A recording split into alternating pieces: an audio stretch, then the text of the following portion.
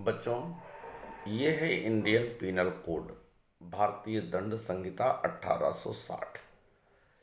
इस पूरे अधिनियम में, इस भारतीय दंड दंड संहिता में कुल मिलाकर के 511 धाराएं हैं और 23 अध्याय हैं। बेसिकली भारतीय दंड संहिता यह विधान करती है कि जो अपराध किए जाते हैं उन अपराधों के लिए क्या क्या दंड हैं या किस अपराध के लिए दंड की सीमा क्या होनी चाहिए, किस प्रकार के दंड दिए जाने चाहिए।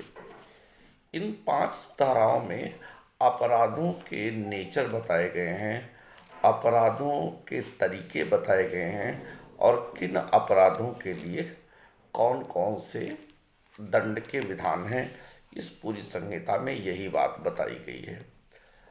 अब प्रश्न उठता है कि इस 511 धाराओं वाली पुस्तक में अपराध की परिभाषा क्या दी गई है।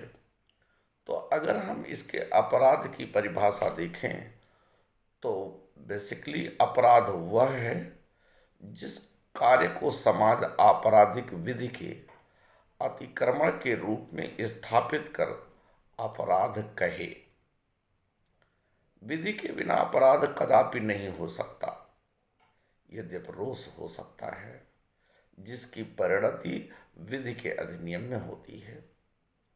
यानी अपराध के लिए सबसे बड़ी बात यह है कि जिस कार्य को समाज आपराधिक विधि के अतिक्रमण के रूप में स्थापित कर अपराध को स्वीकार करे, अपराध कहे, वह अपराध है।